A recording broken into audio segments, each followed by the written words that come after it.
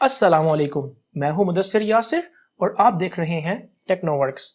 आज हमारा IP addressing series का सेकंड लेक्चर है about IPv4 address structure and classes.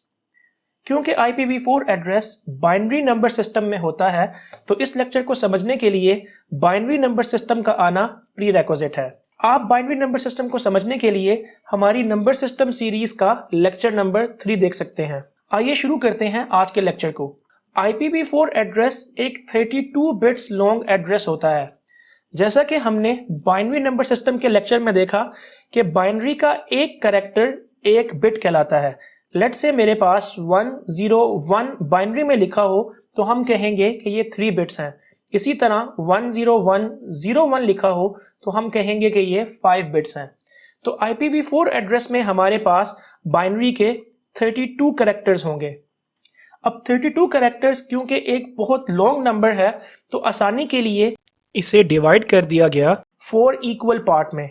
तो अब हर पार्ट के अंदर हमारे पास 8 बिट्स होंगी। पहले पार्ट में 8 बिट्स, इसी तरह दूसरे पार्ट में 8 बिट्स, तीसरे पार्ट में भी और चौथे पार्ट में भी। अब क्योंकि रोमन लैंग्वेज में 8 को ओक्ट कहा जाता है, तो इसी मुनासबत से IPv4 एड्रेस के एक सेट को भी ओक्टेट कहा जाता है। अब मसला ये है कि एज अ ह्यूमन बीइंग हमारे लिए बाइनरी नंबर को याद करना या बाइनरी नंबर को कॉन्फ़िगर करना बहुत मुश्किल है। तो इसका हल ये निकाला गया कि हम ये एड्रेस कॉन्फ़िगर किया करेंगे डेसिमल नोटेशन में और कंप्यूटर इसे कन्वर्ट कर लेगा बाइनरी नंबर में। अब अगर हमने इसको डेसिमल नोटेशन में कन्वर्ट करना है तो देखते हैं कि एक ऑक्टेट डेसिमल में क्या बनता है। तो एक ऑक्टेट को डेसिमल में कन्वर्ट करने के लिए मैं यहाँ पे 8 बिट्स की वैल्यू लिख देता हूँ। तो पहली बिट की वैल्यू होगी 1, दूसरी की 2, फिर 4, 8, 16, 32, 64 एंड 128। अगर आपको इस कन्वर्जन की समझ नहीं आ रही तो वीडियो को इधर ही रोकिएगा, पहले नंबर सिस्टम सीरीज का लेक्चर नंबर 3 देखिएगा और फिर वापस आके वीडियो को यहाँ से शुरू कीजिएगा। तो हमारे पास ये 8 बिट की वैल्यूज आ गई 1, 2, 3, 4, 5, 6, 7, 8। अगर 8 बिट्स हमारे पास 0 हो, यानी बाइनरी में 8 बिट्स अगर मेरे पास 0 हैं, तो डेसिमल में ये बनेगी 0 के बराबर, क्योंकि 0 plus 0 0 0 all the 0 equal to 0।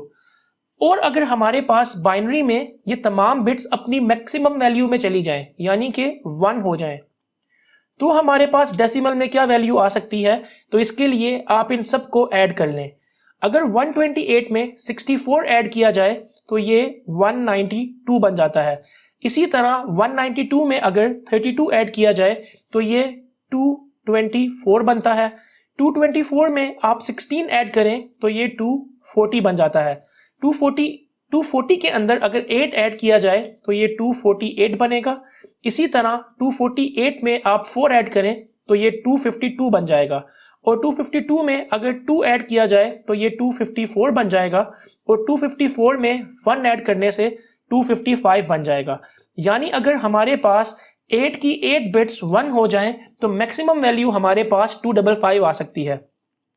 इसका मतलब है ऑक्टेट में जो भी वैल्यू आएगी वो इन दो वैल्यूज के दरमियान ही होगी, क्योंकि आपके पास या तो तमाम बिट 0 हैं या 1 है या इनके बीच में कोई वैल्यू है।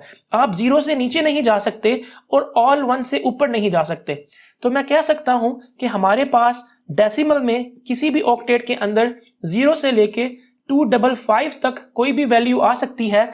ना हम 0 से नीचे जा सकते हैं, ना 255 से ऊपर। लेट्स से मेरे पास यहाँ पे 3 IP एड्रेसेस लिखे हैं। एक है -1.2.3.4, दूसरा है 300.30.20.1 और तीसरा है 20.30.40.1। तो इसमें से पहला एड्रेस इनवैलिड है, क्योंकि यहाँ पे हमारे पास -1 आ रहा है जो कि ऑक्टेट की रेंज से बाहर है। दूसरा भी इनवैलिड है क्योंकि यहाँ पे हमारे पास 300 आ रहा है जो कि ऑक्टेट की रेंज से बाहर है। -1 0 से नीचे था, 300 255 से ऊपर है। तीसरा हमारे पास जो एड्रेस आ रहा है 20, 30, 40 और 1, क्योंकि ये हमारा ऑक्टेट की रेंज के अंदर है तो ये वाला एड्रेस ठीक है। ये तो हुई बात एड्रेस फॉर्मेट की। इसके बाद हमारे पास आईपी एड्रेस के अंदर 5 क्लासेस होती हैं, class A, B, C, D and E. अब इन पांचों क्लासेस में क्या फर्क है? अगर आप बात करें डेसिमल की, तो डेसिमल में आप वैल्यू देखेंगे फर्स्ट ऑक्टेट की। अगर फर्स्ट ऑक्टेट की वैल्यू 0 से लेकर 127 के दरमियान है तो आप कहेंगे कि ये क्लास ए है। इसी तरह अगर फर्स्ट ऑक्टेट की वैल्यू 128 से 191 के दरमियान है तो ये क्लास बी, और 192 से लेकर 223 तक क्लास सी बनेगी। इसी तरह 224 से लेकर 239 तक क्लास डी, और 240 से लेकर टिल द एंड यानी 255 तक आपकी क्लास ई बनती है। कुछ बुक्स या आर्टिकल्स में आपको क्लास ए की रेंज 1 से लेके 126 तक मिलेगी। उसकी क्या वजह होती है वो इंशाल्लाह हम नेक्स्ट लेक्चर में डिस्कस करेंगे। तो ये तो रेंज हमारे पास आ गई क्लास ए, बी, सी और डी की इन डेसिमल। अब सवाल जहन में ये आता है कि इन पांचों क्लासेस में फर्क क्या है? तो फर्क ये है कि पहली 3 classes class A, class B, class C, ये तीनों क्लासेस कमर्शियल पर्पस के लिए यूज होती हैं। कमर्शियल मीन्स लेट से मैं यहाँ पे इंटरनेट यूज कर रहा हूँ या आप इंटरनेट यूज कर रहे हैं, तो जो सा एड्रेस हम यूज कर रहे हैं वो कमर्शियल है। इसी तरह हम लैन के अंदर भी कम्युनिकेशन कर रहे हो तो हमारे कंप्यूटर में जो एड्रेस कॉन्फ़िगर हुआ होगा वो भी कमर्शियल एड्रेस कहलाएगा।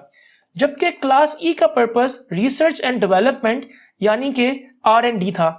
R&D मीन्स जब IPv4 को बनाया गया तो कुछ बफर रखा गया एड्रेसेस का कि ये हम एक्सपेरिमेंट्स के लिए यूज करेंगे, तो वो बफर क्लास ई के अंदर है।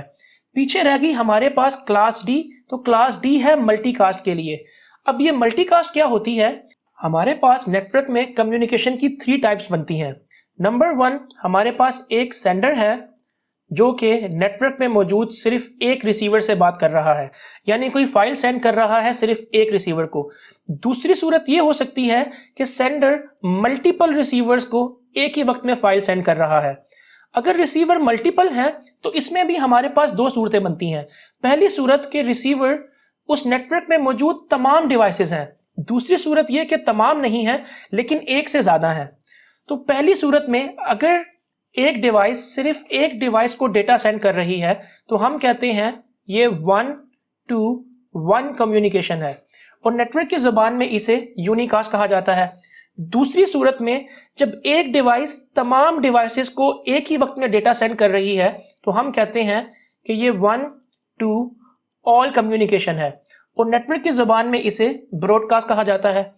तीसरी सूरत में एक डिवाइस मल्टीपल डिवाइसेस को डेटा सेंड कर रही है लेकिन ऑल को नहीं कर रही, यानी एक डिवाइस मैनी डिवाइसेस को एक डेटा सेंड कर रही है, तो हम कहते हैं कि ये 1 to मैनी कम्युनिकेशन है, और नेटवर्क की जुबान में इसे मल्टीकास्ट कहा जाता है। इसकी एग्जांपल देखते हैं। लेट्स से मेरा एक फेसबुक का नेटवर्क है जिसे मैं यूज करता हूं। अब अगर फेसबुक में मैं अपने किसी फ्रेंड को एक मैसेज सेंड करता हूं तो ये 1 to 1 कम्युनिकेशन हुई, तो मैं कहूंगा मैंने यूनिकास्ट की है। और अगर मैं कोई मैसेज अपनी वॉल पे शेयर करता हूं तो ये मैंने अपने पूरे नेटवर्क को अपने तमाम फ्रेंड्स को सेंड कर दिया, तो मैं कहूंगा ये 1 to ऑल कम्युनिकेशन है और ये ब्रॉडकास्ट हो रही है। तीसरी ऑप्शन ये बनती है कि मैं किसी स्पेसिफिक ग्रुप में जाता हूं। लेट्स से मैंने फ्रेंड्स नाम का एक ग्रुप बनाया हुआ है, मैं उस पे जाके मैसेज सेंड करता हूं, तो मैं कहूंगा कि ये 1 to मैनी कम्युनिकेशन है, यानी मैंने मल्टीकास्ट की है। तो हमारे पास 3 सूरतें हुई कम्युनिकेशन की, यूनिकास्ट, ब्रॉडकास्ट, मल्टीकास्ट। तो यूनिकास्ट और ब्रॉडकास्ट के लिए हम कमर्शियल आईपीज को ही यूज कर लेते हैं, लेकिन मल्टीकास्ट के लिए हमारे पास एक अलग क्लास मौजूद है जो कि क्लास डी है। यहां तक हमने डिस्कस किया आईपी एड्रेसेस के फॉर्मेट को, उसके स्ट्रक्चर को, और इसी तरह आईपी एड्रेस के क्लासेस को। लेकिन हमने क्लासेस को डिस्कस किया है डेसिमल नंबर नोटेशन को जहन में रखते हुए। अब सवाल ये है कि कंप्यूटर के पास तो ये तमाम आईपी एड्रेसेस बाइनरी में होते हैं, तो कंप्यूटर कैसे आइडेंटिफाई करता है कि कौन सा एड्रेस किस क्लास को बिलोंग करता है? तो ये चीज इंशाल्लाह हम नेक्स्ट लेक्चर में डिस्कस करेंगे। और इसी तरह कि क्लास ए, बी और सी तीनों ही कमर्शियल का पार्ट हैं, तो क्या इन तीनों के अंदर भी कोई फर्क है या इन तीनों में कोई फर्क नहीं है? इंशाल्लाह ये चीज भी हम नेक्स्ट लेक्चर्स में डिस्कस करेंगे। तो तब तक के लिए टेक केयर एंड अल्लाह हाफिज।